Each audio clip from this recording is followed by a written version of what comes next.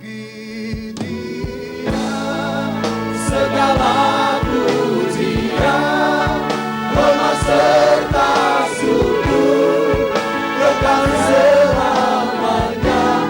Bagi Dia segala pujian, hormat serta syukur selama-lamanya.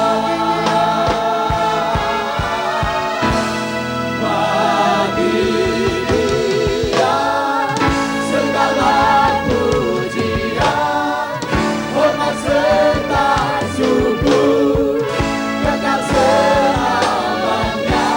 Bagi Dia segala pujian, hormat serta syukur selama-lamanya.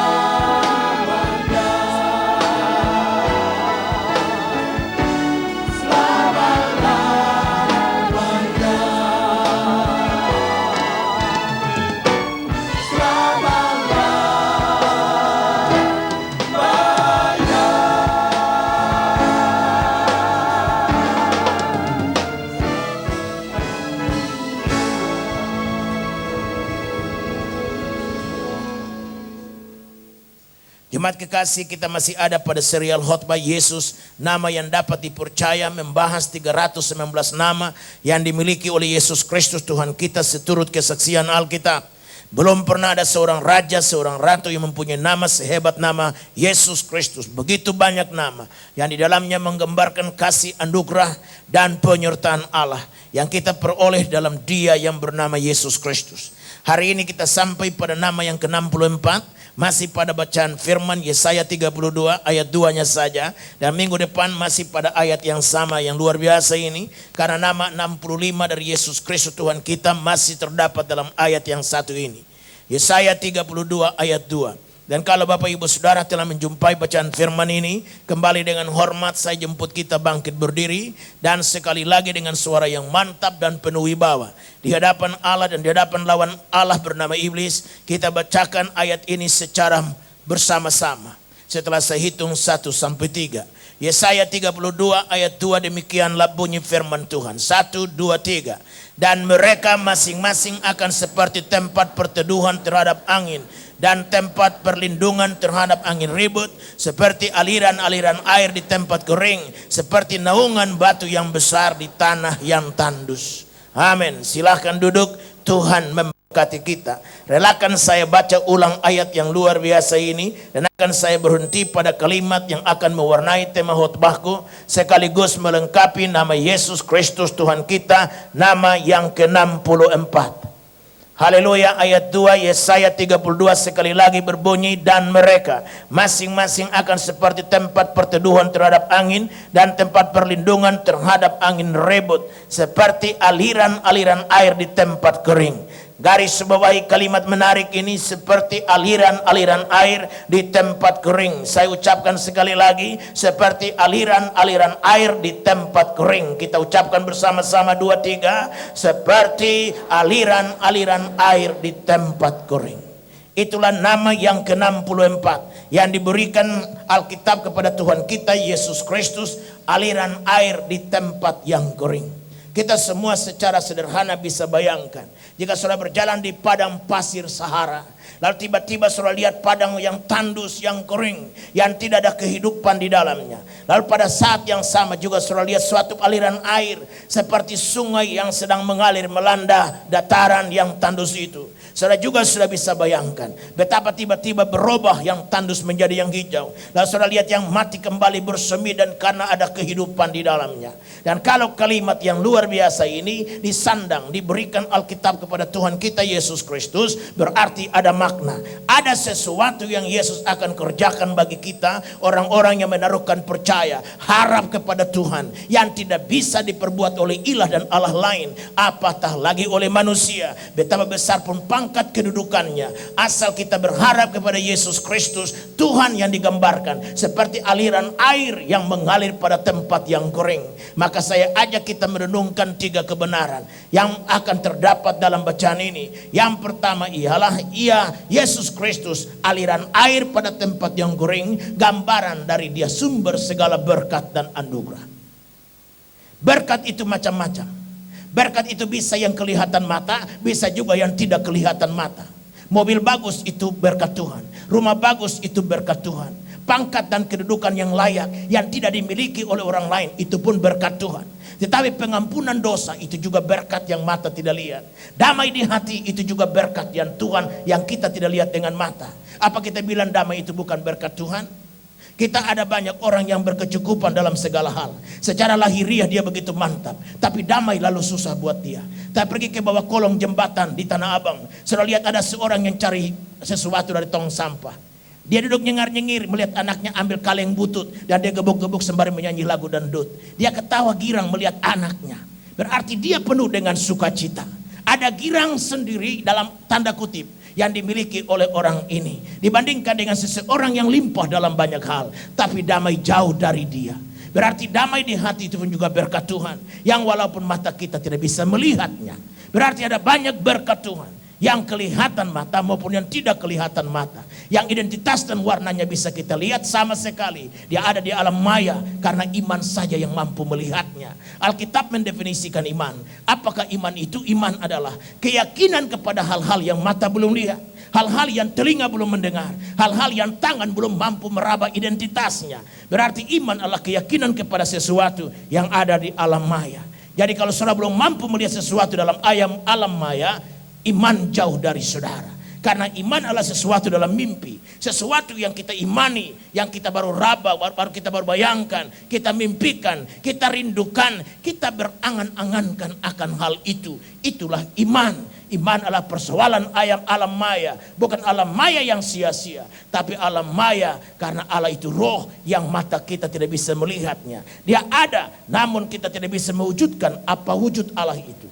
Dia seperti angin yang tidak tahu dari mana datangnya dan kemana perginya, tapi kuasanya kita rasakan. Kita saksikan kemampuan angin berbuat sesuatu. Karena itu hari ini Kristus menyandang predikat aliran air di tempat yang kering, berbicara tentang Dia sumber segala berkat. Nah, mari saya ungkapkan beberapa berkat yang Yesus Kristus bisa berikan pada kita seperti apa yang diperbuat oleh air. Hal yang pertama, air adalah sesuatu yang menghidupkan. Dalam buku yang berjudul Mega Living 30 Days. Dengar, dalam buku yang berjudul Mega Living 30 Days, disinggung di sana tentang pengarangnya menyebutkan bahwa ada 4 hal yang menciptakan kehidupan. Hal itu adalah tanah, yang kedua air, yang ketiga udara, dan keempat sinar matahari. Salah satu dari 4 unsur ini tidak ada, kehidupan tidak bisa ditemui. Anda cukup makan, cukup pakai, tapi tidak ada udara, Anda akan mati. Anda ada udara, tapi sinar matahari tidak pernah Anda jumpai, Anda juga mati. Berarti 4 unsur ini dalam pengarang buku yang bernama Mega Living 30 Days. Kenapa Mega Living 30 Days? Artinya dia mengatur rumusan hidup. Anda menjalani rumusan ini selama 30 hari, maka Anda hidup secara sehat walafiat. Makanya buku itu berjudul Mega Living 30 Days. Dia singgung ada 4 hal yang menciptakan kehidupan. Yang pertama adalah tanah, yang kedua adalah udara, yang ketiga adalah air, dan keempat sinar matahari. Buangkanlah sebatang singkong pada tanah, tunggu 2 minggu dia bertunas, tunggu terus 1 bulan dia sudah berakar, dan tunggu terus penuaiannya tiba. Anda akan cabut 1 batang singkong yang berisikan 2-3 kilo umbi yang dihasilkannya, karena tanah berisikan unsur kehidupan. Udara pun kita sadar itu. Apatah lagi air. Berarti air menciptakan kehidupan. Kita tidak bisa hidup tanpa air. Istilahnya makan dan minum. Tidak bisa kita makan saja tanpa minum. Pasti kita busung untuk perut. Harus ada. Dan itulah unsur kehidupan. Jadi kalau Kristus disebutkan dia aliran air, berarti dialah sumber berkat yang bernama kehidupan. Kita butuh hidup. Semua memerlukannya. Untuk hiduplah kita berjuang mati-matian. Untuk hiduplah kita bangun pagi-pagi dan tidur larut malam. Untuk hiduplah kita menjaga supaya kita boleh makan ini dan tidak boleh makan itu. Kita boleh minum ini dan tidak boleh minum itu. Kita menjaga kesehatan kita. Mengapa? Karena kita ingin hidup. Tidak ada orang yang mendambakan kematian.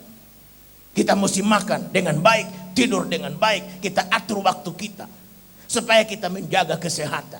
Siapa yang mendambakan kematian? Mati adalah pasti, karena mati itu cuma urusan waktu. Ada orang yang mati lebih panjang usia dan ada orang mati sangat muda. Kemarin saya diundang pergi memberkati sepasang pengantin. Istrinya orang Manado dan suaminya adalah orang Prancis. Dia salah satu direktur dari sebuah hotel ternama di Jakarta Selatan. Mereka sudah menikah lama tapi belum pernah diteguhkan di gereja. Istrinya telepon saya, "Pak, saya sudah berdoa, pendeta mana kira-kira yang bisa memberkati nikah saya? Di famili saya usulkan ini, tapi saya tidak serak di hati. Lalu saya berdoa dan saya terbayang nama Bapak. Bisa nggak Bapak berkati nikah kami, diteguhkanlah." Saya bilang, "Terserah, you mau pilih mana? Di rumah boleh saya datang atau di gereja you datang kemari." "Sudah biar di rumah saja Pak, karena suami saya sangat sibuk." Nah, berangkatlah saya. Kita tetapkan Sabtu kemarin itu. Jadi Sabtu kemarin itu dua pasang pengantin orang bule dua-duanya. Yang satu Prancis dan satu Amerika. Jadi saya berkhotbah dua bahasa, Indonesia dulu baru Inggris dulu. Walaupun Inggris kita kan Inggrisnya orang Indonesia ya kan ya. Tahu kan ya orang Inggris naik beca. Gak usah kita ulang lagi. Haleluya.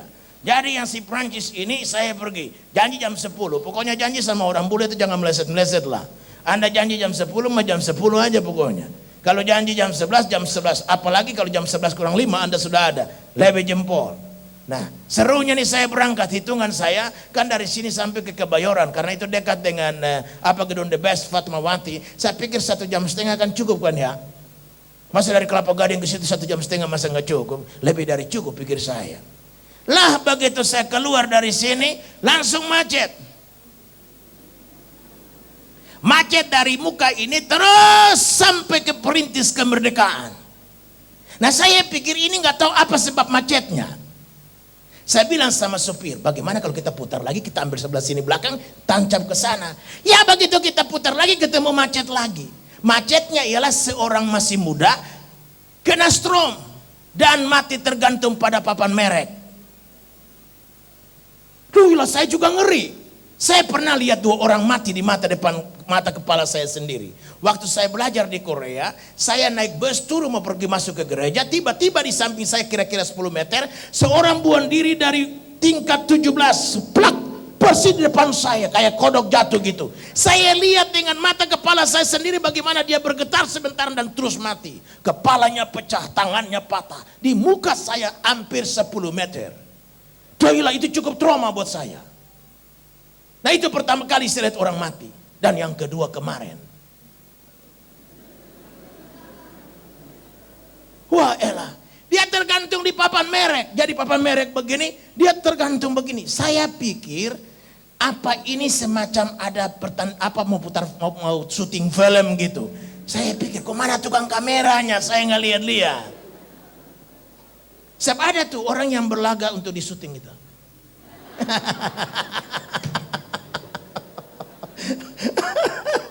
Jadi ada yang begitu, saya pikir dia ini lagi bergaya gitu.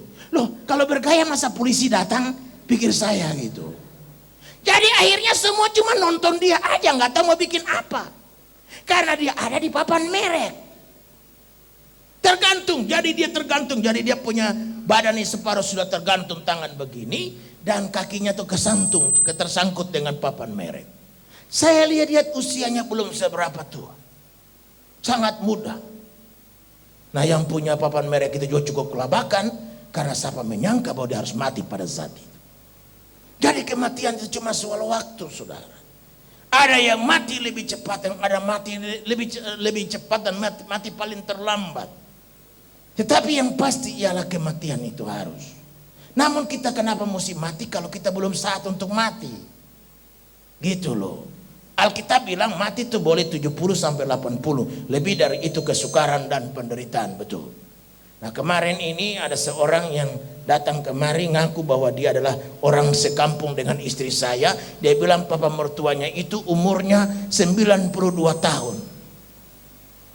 Lalu tanya apa rahasianya? Ialah dia tiap hari cuma makan tahu dan tempe.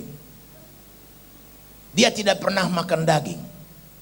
Nah, saya nggak tahu ini rumusan betul apa tidak, para dokter lah yang lebih mengetahuinya. Tetapi saya juga percaya bahwa ada makanan-makanan tertentu yang bikin kita susah. Ada orang mati karena kurang makan, tapi ada juga orang mati karena kebanyakan makan. Makanya kalau kita sakit dibilang ini penyakit orang kaya, karena orang kaya itu kan kebanyakan makan. Apa juga dia hantam. Baru makan nasi setinggi gunung Salahutu, bakmi tok-tok liwat dia juga panggil bakmi tok-tok sini. Habis bakmi tok-tok, bakmi keriting. Terakhirnya skoteng. Haleluya. Jadi saudara lihat kita mau hidupkan dia, haleluya. Nah, luar biasa. Saya pergi ke Bandung kemarin khotbah di sana, dan saya baca sebuah buku yang saya lihat, aduh cukup menarik, karena buku itu berjudul bahwa darah dan air mata. Saya pikir hebat juga ini buku, judulnya cuma darah dan air mata. Baru di bawah dia punya kalimat promosinya, kupasan bagaimana hamba-hamba Tuhan yang ada di Cina menderita karena Injil. Dan saya baca seorang hamba Tuhan yang betul-betul saleh, lagi gigih memberitakan Injil. Dan kita semua tahu bahwa pemberitaan Injil di Tiongkok tidak seperti di sini. Tantangan selalu ada, tapi dia begitu mempertaruhkan nyawanya. Dikatakan dalam buku itu bahwa dia ditahan dan dibawa ke satu kamp siksaan di daerah yang bernama Hiulunciang apa begitu. Hanlunciang atau Hunlunciang. Wah, pokoknya di Tiongkok Utara. Dan di kamp siksaan itu dia menderita.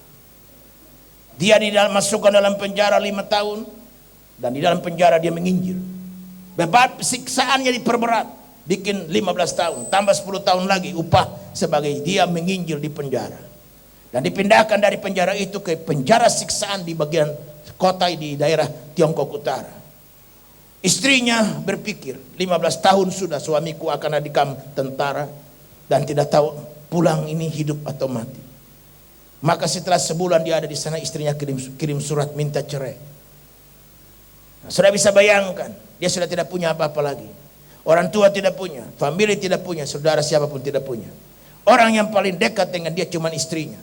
Karena dia mendoakan, dia selalu menghibur, memberi kekuatan. Sekarang istrinya kirim surat minta cerai. Dan dengan waktu tentara mengantarkan surat itu kepada dia. Dan begitu dia pegang dan baca surat itu, dia pingsan. Di tengah-tengah musim salju yang luar biasa. Minus 47. Minus 47 derajat Celcius. Dalam dingin seperti itu dia pingsan dengan surat di tangan. Dia dalam siuman, maka di bawah dia sudah ada pada kamp yang memang di situ dia terpertaruhkan situ, dokter mengobati dia dan kasih makan seperlunya. Dia sedih luar biasa. Dan dia menyisihkan dirinya ke kamarnya dan dia berdoa. Dia berdoa dan dia bilang, Tuhan, aku tidak punya siapa-siapa lagi, hanya Kau saja. Dia berkata, mengapa semua ini Kau izinkan terjadi dalam hidupku? Dalam penderitaan yang tekanan yang begitu luar biasa, dia dengar suatu suara, bahwa akulah sahabatmu yang setia. Makanya nyanyian What a Friend We Have in Jesus itu bukan sekedar sebuah lagu yang dikarang oleh seorang pelukis atau seorang penyanyi. Tapi Yesus adalah sahabat yang setia. Dikatakan bahwa sahabat yang setia itu ialah dia setia dalam keadaan apapun.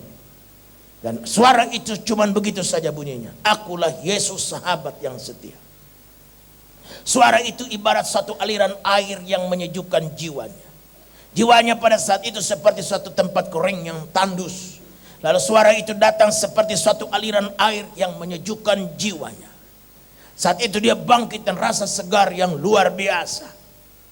Maka dengan kembali dia dengan kekuatan yang ada, dia tulis surat balas kepada istrinya. Satu kalimat yang dia berkata begini, aku setuju untuk menerima niatmu untuk bercerai. Dia tulis surat balas kepada istri. Kalau memang inilah yang terbaik dari Tuhan, dan inilah juga terbaik menurut pandanganmu, aku terima usulanmu untuk meninggalkan aku.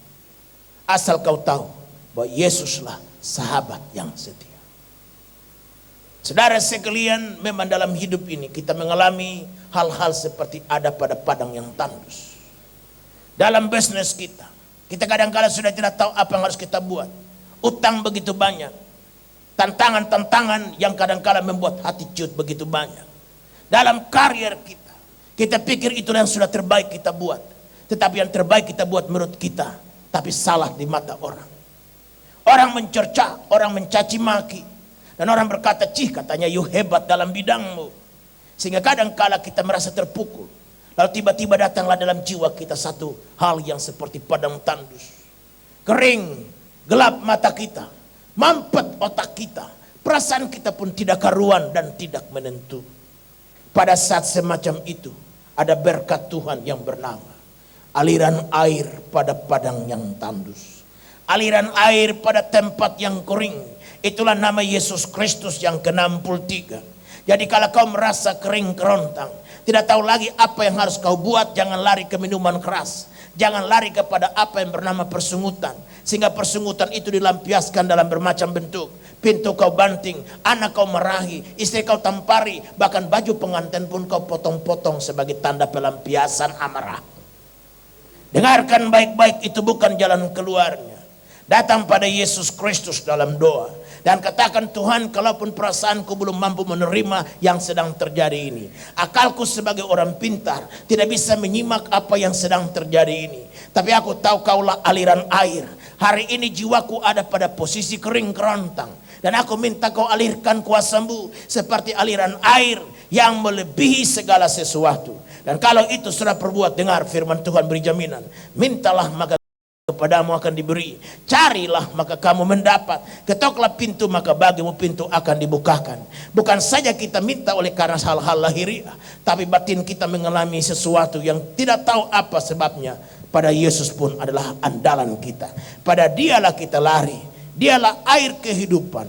Nah saudara sekalian, bukan saja bahwa air itu lambang kehidupan, tetapi Kristus sendiri memproklamirkan dirinya sebagai air kehidupan. Berkali-kali dia ungkapkan dirinya sebagai air kehidupan. Nah dalam Yohanes pasal 4 ayat 10, dalam percakapannya dengan wanita Samaria, dia berkata, air yang kau minum dari sumur ini, kau akan haus terus. Tapi kalau air yang kuberikan padamu, dan kau tahu siapa yang sedang bercakap-cakap denganmu, malah kau akan berbalik minta minum daripadanya. Dan air yang kuberikan padamu akan memancar sampai kepada hidup yang kekal. Nah dengar saya baca Yohanes 4 ayat 10. Yohanes 4 ayat 10 berkata, jawab Yesus kepadanya, jikalau engkau tahu tentang karunia Allah dan siapakah dia yang berkata kepadamu berilah aku minum, niscaya engkau telah meminta kepadanya dan ia telah memberikan kepadamu air hidup.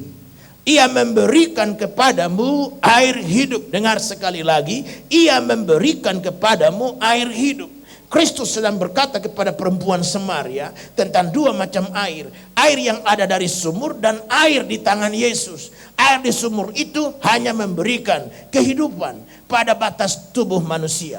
Pada batas waktu yang Tuhan tetapkan 70 sampai 80 tahun. Tapi ada jenis air yang lain, yang tidak ditampung pakai ember, tidak ditampung pakai sumur, tidak ditampung pakai alat tampungan lainnya, tetapi yang ada pada tangan Yesus Kristus. Dia berkata, air yang kuberikan padamu namanya air hidup. Dan dalam bacaan terusnya dikatakan bahwa dia akan memancar padamu, dari dalammu akan mengalir satu sumber air hidup sampai kepada hidup yang kekal. Berarti Kristus memproklamirkan dirinya bahwa dialah air kehidupan. Nah jika kita minum air itu, kita hidup dua-dua. Hidup sekarang dan hidup nanti. Dalam hidup sementara sekarang dan hidup kekekalan nanti. Dua-duanya beralam tangan Tuhan Yesus. Nah jadi bayangkanlah, kenapa kita mesti cari berkat di tempat lain? Kenapa kita mesti cari berkat dengan cara pergi ke orang pintar, pergi ke dukun, pergi ke orang-orang tertentu, atau apalagi kepada gunung, kepada gua, kepada pohon, dan bertapa berhari-hari di sana. Saudara sekalian, berkat itu tidak ada di tangan siapa-siapa. Tidak ada pada pohon, tidak ada pada gunung, tetapi ada pada Dia yang berkata bahwa segala sesuatu, segala kuasa diserahkan Bapa dalam tanganku, dan pergilah beritakan Injil itu. Berarti Kristus Tuhan menggenggam apapun yang kita perlu, dalam tanda kutip yang bernama berkat. Anda perlu berkat apa hari ini? Kristuslah jawabannya. Pada Dialah kita datang, pada Dialah kita pergi, pada Dialah kita lari. Berkata, Tuhan ini aku, nyatakan berkat-Mu. Haleluya. Dalam Wahyu pasal 21 ayat yang ke-60 dikatakan di sana, ayat yang ke-6c dikatakan di sana bahwa Yohanes di Pulau Patmos melihat dan mendengar sendiri suara penghiburan Tuhan kepadanya. Dalam penderitaannya yang luar biasa, seperti pendeta di Tiongkok itu yang dalam penderitaan luar biasa, Tuhan memberikan penghiburan kepada tiap-tiap orang. Maka Yohanes di Pulau Patmos pun mengalami hal yang sama. Dalam Wahyu 21 ayat yang ke-6 bagian terakhir, kalimat itu berbunyi begini. Orang yang haus akan kuberi minum dengan cuma-cuma dari mata air kehidupan. Orang yang haus akan kuberi minum dengan cuma-cuma dari mata air kehidupan. Berarti air itu tidak akan bermakna jika rasa haus tidak ada dalam diri kita. Kalau kau haus, barulah air itu berguna. Air tidak berguna bagi orang yang tidak rasa haus. Apakah surah haus akan Tuhan? Itulah baru bermakna ibadah itu. Kalau kita datang ke gereja dengan rasa haus, rindu ketemu Tuhan, rindu memuji namanya, sebagai balasan segala kasih karunia yang telah diberikannya padaku, pasti lain. Ibadah itu pasti lain bagi saudara. Saudara merasa hadirat Allah, saudara merasa begitu Tuhan menjamahmu. Nyanyian biar biasa-biasa kau merasa begitu luar biasa datang dalam jiwamu. Khotbah yang biasa-biasa kau dengar begitu luar biasa pada telinga imanmu. Karena memang jiwamu haus akan Tuhan. Pemazmur berkata, seperti rusa rindukan air, demikian jiwaku rindukan Tuhan. Datang dengan sikap hati seperti begini. Ibadah itu punya kuasa bagi kita. Ibadah punya kuasa karena dia beri kekuatan. Ibadah itu punya kuasa karena dia memberikan inspirasi. Ibadah itu punya kuasa karena dia merubah hidup manusia. Dari pembunuh jadi pendeta. Dari wanita tidak benar menjadi ibu rumah tangga yang bertanggung jawab. Saudaraku sekalian, karena itu tidak ada pilihan lain. Kristus saja satu-satunya Tuhan yang menggenggam berkat, kasih, rahmat dan anugerah. Pada dialah kita lari. Hal yang kedua yang diperbuat air sebagai berkat Tuhan bagi kita. Air bukan saja memberikan kehidupan, tetapi air juga membersihkan. Apa gunanya hidup? Tapi hidup penuh dengan kekotoran. Mata kotor, kuping kotor, rambut kotor, badan kotor. Gigi juga ikut kotor. Duduk di samping orang untuk beribadah, dia tutup hidung. Dengar dia panggil nama saya, dengar dia panggil namamu. Bro, nyanyi yang betul. Kenapa hidung dipencet? Ini di sebelah bro. Dengar dia panggil nama saya. Itu baru kita bicara secara jasmani. Air membersihkan yang kotor. Kalau saudara baca nanti di rumah bilangan pasalnya yang kelima, ayat 11 sampai 31, di situ digambarkan tentang bagaimana imam besar, imam-imam bangsa Yahudi harus juga membawa air pada bokor yang bernama air kudus, air yang menyucikan. Maka orang yang berdosa disuruh minum air itu supaya dosanya diampuni. Itu menurut mereka. Nah sekarang Kristus itu air. Berarti kita percaya Kristus, kita tidak perlu lagi ikut tradisi yang bersalahan dengan kehendak Allah. Berarti tradisi-tradisi yang diatur oleh Musa, tradisi yang diatur oleh imam-imam, itu semua disempurnakan dalam Kristus yang bernama imam besar. Makanya minggu lalu saya berkhotbah Yesus Talk. Yesus tidak pernah Jesus plus. Artinya Yesus ditambah sesuatu lagi. Yesus ditambah tradisi. Yesus ditambah akar bahar. Yesus ditambah susuk. Yesus ditambah air. Yesus ditambah minyak. Yesus ditambah lagi dengan sakramen-sakramen lainnya. Yesus tok. Yesus titik. Jadi kita percaya Yesus semua disempurnakan dalam dia. Kita tidak terikat lagi kepada hari, tidak terikat lagi kepada waktu, tidak terikat lagi kepada tempat. Di luar Kristus banyak keterikatannya. Orang terikat dengan tempat.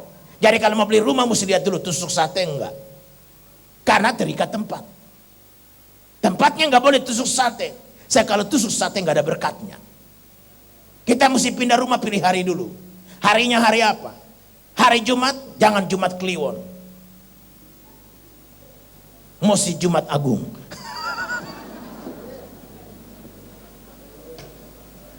Jadi orang tidak terikat lagi kepada hari. Karena percaya Kristus, dia Tuhan atas hari. Bangsa Israel pegang hari Sabat. Makanya mereka bilang, ini hari Sabat. Kenapa kau kerja pada hari Sabat? Sedangkan hari Sabat punya rumusan gak boleh bekerja. Lalu Tuhan Yesus berkata begini, kalau dombamu jatuh di sumur pada hari Sabat, kau biarin mati? Mereka nggak bisa jawab, karena mereka tahu pasti mesti diangkat itu domba. Karena lumayan kan seekor domba dijual udah berapa. Tuhan Yesus nanya, mereka nggak bisa jawab. Andai kata ini hari Sabat, lalu hari Sabat itu seekor dombamu jatuh dalam sumur, apa kau biarkan? Mereka bilang tidak. Lah, kalau domba yang binatang saja kau selamatkan, salahkah kalau aku menyembuhkan orang sakit ini dan berkata angkat tempat tidurmu dan pulanglah? Mana lebih baik? Domba kau selamatkan atau manusia yang kau selamatkan? Berarti percaya Yesus semua disempurnakan dalam dia. Anda mau pindah rumah hari apa asal percaya Yesus? Oh, haleluya, punya urusan. Ya toh? Kita nggak terikat kepada hari lagi, nggak terikat kepada keadaan tempat, nggak terikat kepada hitungan-hitungan angka. Angka 13 atau angka 12. Jadi kalau ada angka 13, ini angka nggak beruntung. Ada orang yang angka 12 juga nggak beruntung. Makanya kalau naik lift, maka lantai 13 nggak ada, dibikin salib. Sedangkan lantai kan liwat 13, karena ini gedungnya 37 lantai, mesti liwat kan angka 13, nggak ada, yang ada salib. Begitu rumah Jalan Hibrida Timur Raya nomor 12A, ya itu yang maksudnya 13. Masa ada pakai AB segala? Karena itulah angka. Jadi saudara sekalian percaya Tuhan Yesus, beres, haleluya. Hidup lalu enteng, hidup lalu mudah, hidup lalu gampang. Nah, jadi ada apapun, haleluya, ada puji Tuhan, gak ada puji Tuhan. Yang penting ada Yesus. Nah, kalau misalnya kita bilang, tapi kalau nggak ada minyak dalam nama Tuhan Yesus kurang afdol. Nah syukur, nggak apa-apa. Nah kalau sekarang kau lagi naik kapal terbang, lalu pramugari berkata bahwa para penumpang yang kekasih, kita ada pada cuaca yang kurang bagus, pesawat kurang lebih akan naik turun selama setengah jam. Dan jatuh-jatuhnya pesawat ini kurang lebih sekitar 10 kilo sampai 15 kilo. Kau lupa minyak pada saat itu. Sekarang kau turun dengan prasetya untuk ambil minyak. Turun sih gampang, naiknya lagi ini. Haleluya, kita tidak terikat kepada apapun. Kepada minyak, kepada air, kepada siapa-siapa pun kami juga tidak terikat. Tapi kita cuma terikat kepada seorang yang bernama Yesus Kristus. Lewat percaya, harap dan kasih kita kepadanya. Haleluya, itulah keterikatan kita. Kita berharap, harapan kita mengikat kita dengan Yesus. Kita percaya, iman kita mengikat kita dengan Yesus. Dan kasih kita kepada Tuhan, kasih itulah yang mengikat kita dengan dia. Kalau bisa iman, harap dan kasih ada pada kita, kepada Yesus Kristus, beres sudah. Haleluya. Jalan apapun jalanlah, makan apa makanlah, kecuali batu dan racun. Haleluya. Percaya kepada Tuhan Yesus, bersih hati. Haleluya. Kita baca firman, firman Tuhan itu air yang membersihkan. Dia bersihkan kita. Jadi kalau ada kebencian di sini, aku mau pungut ekstra kolektif juga sebentar. Pungut kebencian, pungut dendam kesumat, pungut juga kekhawatiran dan ketakutan. Kau pulang dengan hati yang bersih. Haleluya. Dan kalau hati sudah bersih, penyakit sembuh dengan sendirinya, tanpa dokter menanganinya. Dia sembuh dengan sendirinya. Sampai begitu dokter periksa, kau berobat di mana? GBI Mawar Saron. Hah? Ada dokter di sana ya? Ya ada. Dokter di atas segala dokter. Namanya Yesus Kristus yang menyembuhkan aku karena aku percaya kepadanya. Begitu. Luar biasa deh. Kalau kita taruhkan Tuhan air kehidupan di hati, dia cucikan hati kita. Dia juga bersihkan roh kita. Roh mesti bersih. Roh bisa bersih artinya dalam roh kita yang kita sembah cuman Yesus. Boleh kita punya apa saja tapi dia tidak boleh mengambil tempat dari Tuhan Yesus. Haleluya. Rumah kita tidak boleh kita cintai lebih dari Tuhan Yesus. Tuhan Yesus mesti ada di atas segala-galanya. Dan kalau Tuhan Yesus ada di atas segala-galanya artinya roh kita bersih. Roh kita tidak punya ilah lain lagi. Jangan jadikan sesuatu ilah di samping Yesus Kristus. Biar dia segalanya. Dalam Filipi pasal 3 Paulus gambarkan tentang orang-orang Filipi yang banggakan hal-hal lahiriah. Lalu dia berkata begini, kalau kamu bisa banggakan hal-hal lahiriah, masa aku nggak bisa? Lalu dia katakan, aku orang Yahudi asli, keturunan Benyamin. Kalau pada zaman itu Yahudi asli, keturunan Benyamin, itu pokoknya orang sudah luar biasa punya. Orang tinggal manggut. Karena Yahudi asli, turunan Benyamin. Dalam hukum Taurat, aku tidak ada cacat celah. Nomor 1 punya urusan. Mengenai pelayanan, aku penganiaya jemaat. Tidak ada yang lebih dahsyat dari saya. Jadi kalau aku bisa banggakan diri, aku lebih dari semua, kata dia. Tapi aku bilang itu semua sampah jika aku bandingkan dengan Yesus Kristus. Nah, kalimat menarik ini perlu digarisbawahi. Karena dia lebih mulia dari semuanya. Kalau saja pada iman kita, pada roh kita ada sebuah kesadaran, sebuah pengakuan, sebuah keyakinan bahwa Yesus Kristus lebih mulia dari segalanya yang bernama hal-hal lahiriah, maka kesimpulannya roh Anda bersih. Tapi roh Anda kotor kalau ada sesuatu yang bernama hal-hal lahiriah, Anda sejajarkan dengan Yesus Kristus. Apalagi dia lebih tinggi dari Yesus Kristus. Matius 6:33 ayat populer berkata, tetapi carilah dahulu kerajaan Allah serta segala kebenarannya. Bahasa sederhananya, dahulukan dulu Kristus, dahulukan kerajaan Allah, dahulukan segala sesuatu. Maka yang kau khawatirkan itu Allah bereskan dengan sendirinya. Yang kau takuti itu Allah bereskan dengan sendirinya. Tanpa kau harus capek, tanpa kau harus bersusah payah. Kau menontonnya saja karena Allah yang mengerjakannya. Asal satu persyaratan, rohmu bersih. Roh bersih artinya Kristus lebih mulia dari segalanya. Tapi kalau kita takut memuliakan Kristus, Kristus juga tidak mau berbuat banyak bagi kita. Karena dia berkata, jika kau malu menyaksikan aku di hadapan manusia, aku juga malu menyaksikan kau nanti di depan Bapakku di surga. Bapa di surga masih urusan jauh punya urusan. Masih urusan puluhan tahun. Masih urusan hidup sesudah mati. Tapi kerinduannya tetap sama. Kalau kita malu berbuat sesuatu buat dia, dia juga tidak bisa berbuat banyak bagi kita. Haleluya. Marilah kita taruh pada roh kita bahwa Yesus lebih mulia dari rumahku. Yesus lebih mulia dari mobilku. Yesus lebih mulia dari istriku. Yesus lebih mulia dari anakku laki dan perempuan. Dengan lain bahasa, dia mesti di atas dari segala-galanya. Dan kalau itu aku berani mengerjakannya, maka air yang mengalir di tempat kering merupakan berkat tersendiri bagi jiwaku, bagi tubuhku dan bagi hidupku. Karena air itu membersihkan aku. Air yang bernama Yesus Kristus.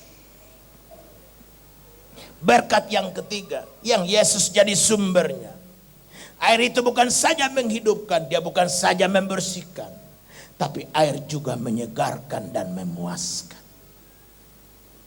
Puas. Salomo dalam hikmatnya menggambarkan bahwa hati manusia itu seperti bumi yang mangap terus telan air hujan yang gak pernah puas-puas. Hanya pada waktu Tuhan Yesus bertakhta di hati, baru kita puas. Kalau Anda masih bersungut-sungut dalam soal makan, berarti Anda belum puas dalam Tuhan. Puas artinya Anda bisa makan apa saja yang bernama makanan. Anda bisa tidur di mana saja. Dan Anda bisa pakai baju apa saja. Itu Anda masuk dalam kategori puas. Orang puas itu dia makan apa saja jadi. Dia tidur di mana saja jadi. Dia tidak terikat lagi kepada makanan. Dia terikat kepada sesuatu yang bernama hal-hal lahiriah. Semua itu penting. Tapi dia bandingkan Kristus. Kristus lebih penting dari semua itu. Seperti saya ini sebagai pendeta. Seperti Rasul Paulus berkata, kita bisa bermewah-mewah dan kita juga bisa bermiskin-miskin. Kalau kayak saya begini pergi kemana-mana menginjil, saya nggak boleh banyak tuntutan. Orang suruh nginap di mana, amin.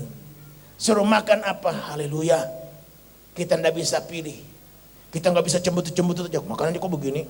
Apa kau tidak tahu aku ini pendeta yang macam apa? Kau mesti tahu dong undang siapa ini. Aku kan bukan pendeta seperti di pinggir jalan sana. Masa kita mesti berpikir begitu? Jadi kalau susah berdoa, jangan lupa tuh. Jangan umpama gelisah miring kiri, miring kanan seperti orang yang mau melahirkan. Berdoa, Tuhan bantu hamba untuk hamba bisa menikmati tidur ini. Begitu kau begitu berdoa langsung, air langsung sur masuk dalam jiwa, langsung ngorok. Jadi saudara, aduh hebatnya Tuhan di sini. Jadi kita mesti bisa apa saja. Dan kalau kau sudah bisa apa saja, berarti hatimu puas. Sebab kepuasan itu tidak bisa kita jumpai dalam dunia ini. Kepuasan itu hanya ada kalau Yesus Kristus aliran air itu mengalir, baru dia menyegarkan. Nah, Mazmur 1 ayat 3 dikatakan bahwa ia seperti pohon yang tumbuh di tepi aliran air. Nah, begitu tumbuh di tepi aliran air, 3 hal diungkapkan. Maka ia berbuah pada musimnya, 1. Yang kedua, tidak layu daunnya, 2. Dan yang ketiga, apapun yang dikerjakannya berhasil. Nah, kembali 2 ya habis toh digenapi. Apapun yang dikerjakannya berhasil. Berkat berlimpah-limpah. Dia seperti pohon yang berbuah pada musimnya, tidak layu daunnya, dan apapun yang dikerjakannya berhasil. 3 kalimat ini sepertinya dia terkait satu dengan yang lain. Tidak bisa dipisahkan satu dengan yang lain. Karena berbuah lambang sukses. Orang kalau ada kerjakan ini, kerjakan itu kan buah-buah kehidupannya. Sukses toh. Ada ini yang diciptakannya. Berarti dia orang yang berhasil. Dia seperti pohon yang berbuah. Tapi kalau pohon yang cuma daun aja, ada pohon yang hanya berdaun saja. Apa? Pohon apa yang hanya berdaun saja? Juga dijadikan hiasan. Hah? Toge.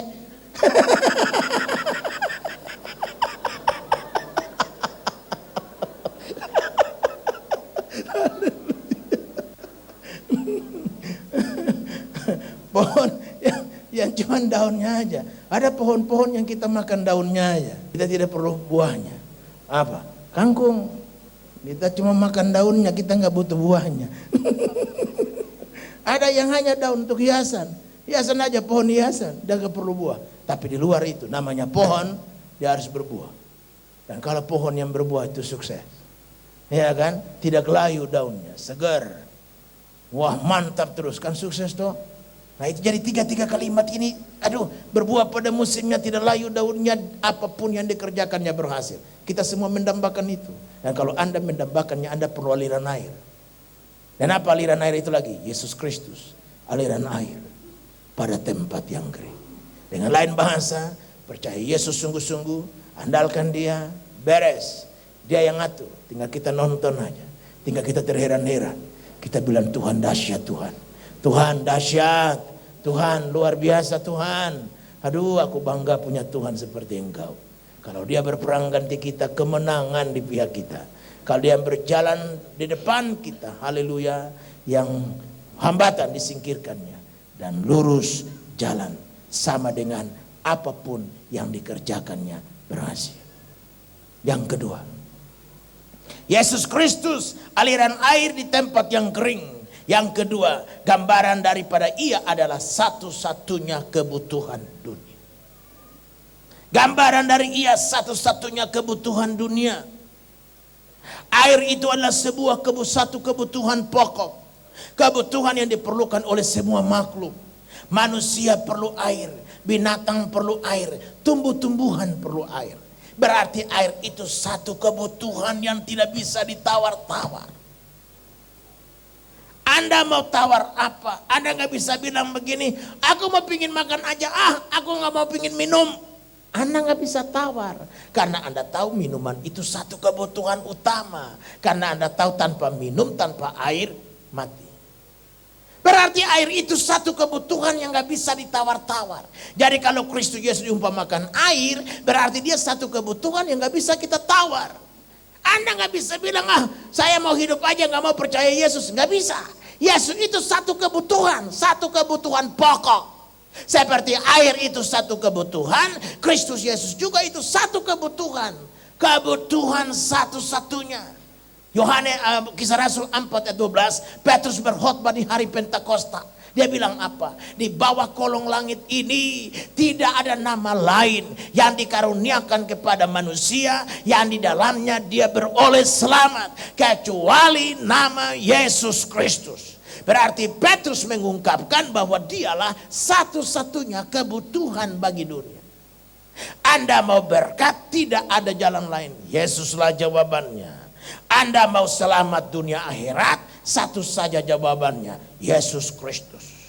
Seperti air itu satu kebutuhan, maka Kristus pun adalah satu kebutuhan bagi tubuhku, jiwaku dan rohku. Tidak ada tawar. Jadi tidak ada alasan suami bilang, Mam, yuk percaya Tuhan aja deh, nanti lewat mama Tuhan berkati kita. Nggak bisa. Pulang dari sini nih, ajak mama, papa, suami, istri semua percaya Tuhan. Gak ada pilihan. Kita tidak bisa percaya mewakili orang. Anda hadir di pesta kawin boleh diwakilkan. Anda hadir di pesta ulang tahun boleh diwakilkan.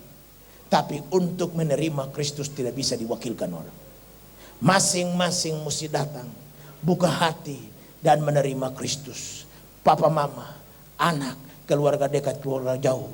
Bahkan mulai dari Yerusalem, Yudea, Samaria sampai ujung bumi. Semua mesti percaya Yesus. Seperti air kebutuhan semua makhluk.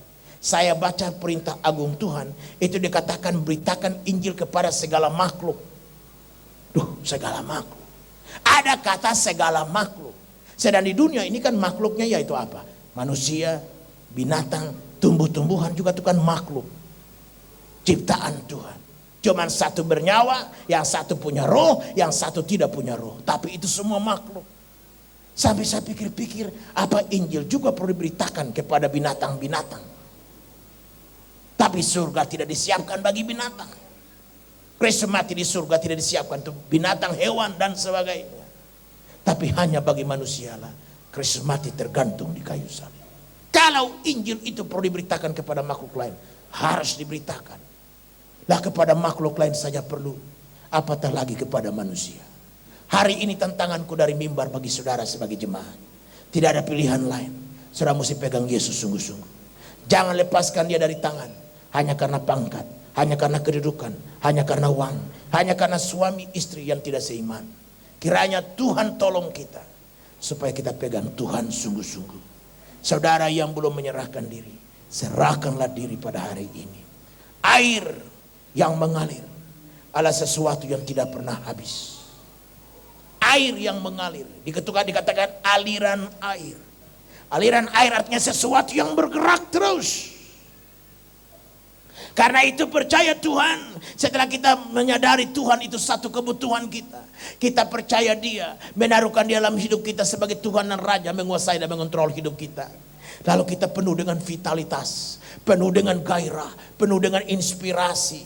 Lalu kita seperti orang yang berjalan terus, bergerak terus. Bikin ini, bikin lagi, bikin ini, bikin lagi, bikin ini, bikin lagi. Terus penuh dengan kreasi. Tidak ada yang cuma berhenti stagnasi. Lalu cuman hidup begitu saja dan berkata aku berserah.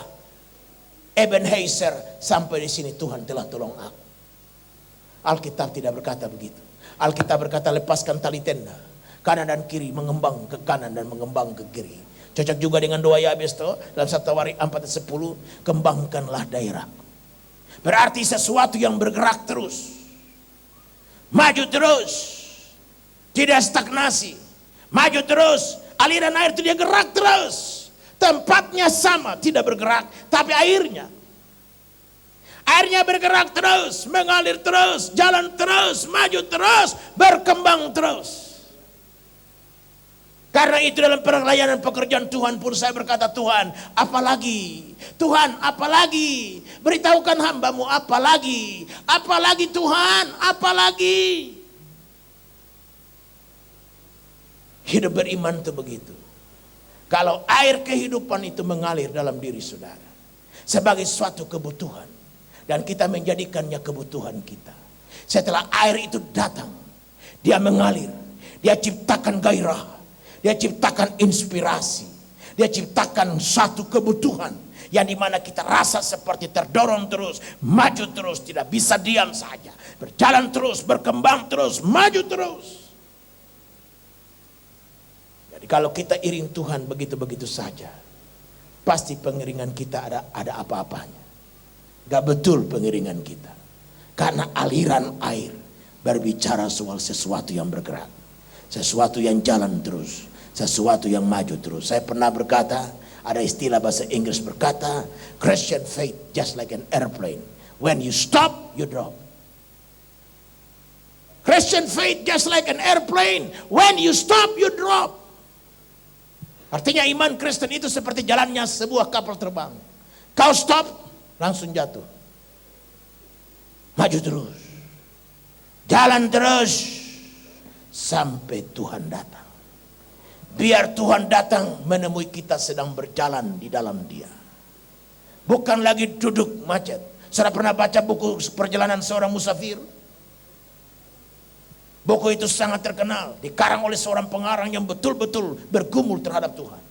Dan dia gambarkan tentang perjalanan musafir itu mengalami hambatan ini, hambatan itu, ada ini di tikungan ini, tikungan itu. Tapi dia jalan terus sampai pada tujuan. Begitulah gambaran hidup Kristen itu.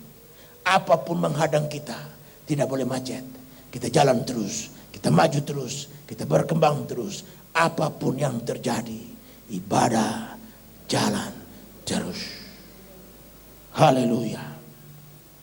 Tapi air yang juga merupakan kebutuhan pokok itu, dia bukan saja gambaran dari sesuatu yang bergerak terus, maju terus, tetapi juga sesuatu yang tidak pernah habis-habisnya.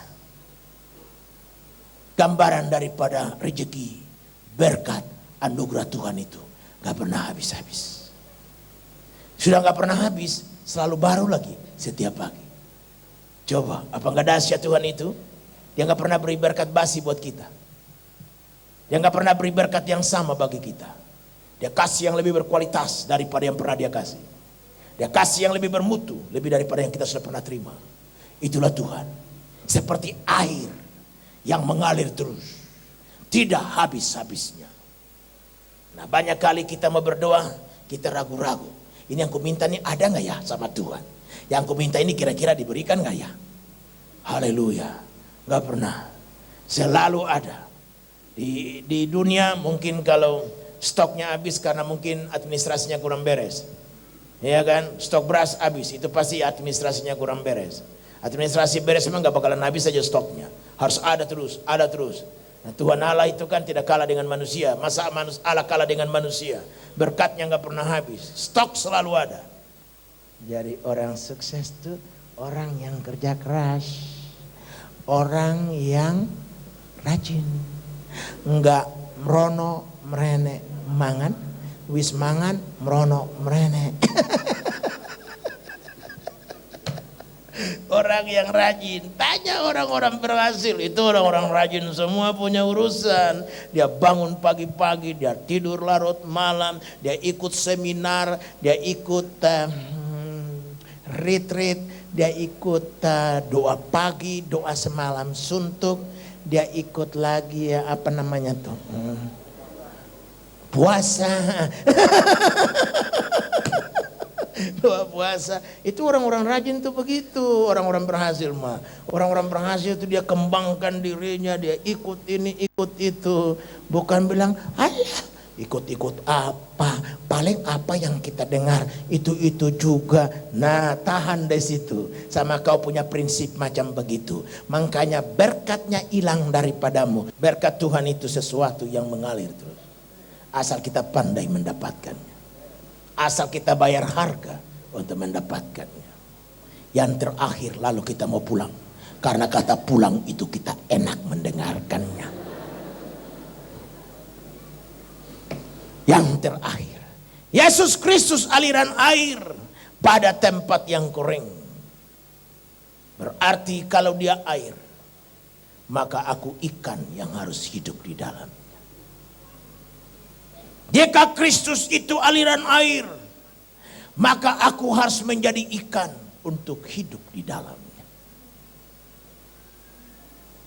Ikan itu hidup hanya bisa jika dia ada di dalam air. Coba taruh ikan di luar air. Bisakah dia hidup?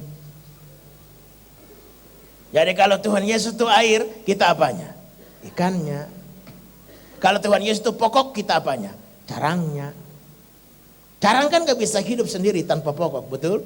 Berarti mau hidup mesti tertancap pada pokok. Ikan juga gak bisa hidup kalau gak ada airnya. Jadi air dan ikan itu satu kesatuan yang tak terpisahkan. Ikan mau hidup gak boleh tinggal di daratan. Apalagi dia duduk di atas meja. Dia duduk di atas meja cuman waktu sudah jadi deke naniura.